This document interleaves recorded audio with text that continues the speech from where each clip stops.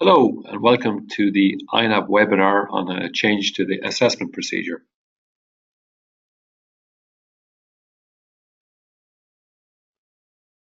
What I'm going to cover today is the current situation, what will happen in future, and the implementation of this change. Currently, the situation as regards non-conformity when it is identified is that the CAB submits evidence of implementation of corrective actions to resolve the non-conformity within a specified time frame. Future situation, as this is not an ISO 17011 requirement to submit evidence, we will no longer automatically require evidence to be submitted.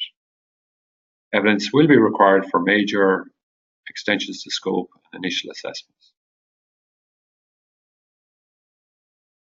So, just going to discuss what CABs are required to submit to INAB.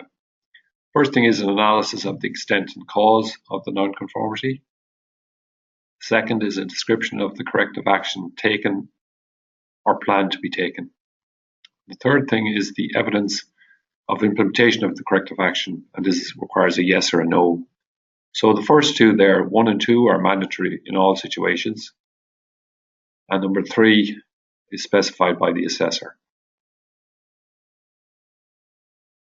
This is the old 117 form, so this is a Word document, and that's the one we were using previously. And this is the new spreadsheet that we're using, the Excel spreadsheet available from the CRM. So if you just see here the layout, so we've got the classification, extension to scope, standard reference, observation number, observation, root cause analysis, required, CAB response. So this form was designed before we made this change to our process. So ideally, some of these headings would have changed, but we've got to work with the form we have at the moment. So in order to take account of this change, we're going to add some words here under observation. We'll indicate, the assessor will indicate whether or not the evidence is required, so it's a yes or a no. So they put down the details of their observation here, and then they indicate whether or not evidence is required. Root cause analysis on the spreadsheet has a yes or a no function, but because we're always going to require root cause analysis now, we'll always put yes here.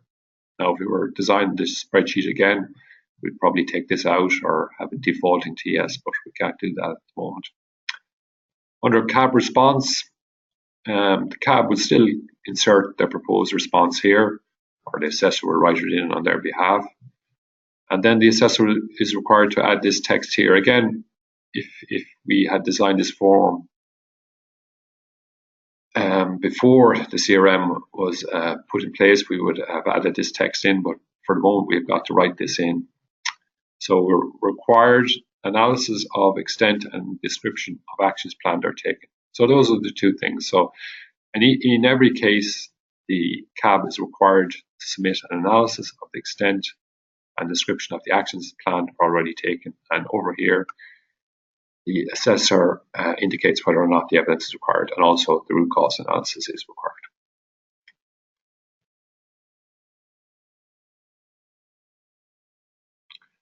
So, final slide, conclusion. So the evidence of implementation of corrective actions is no longer mandatory for minor NCs raised at surveillance reassessment.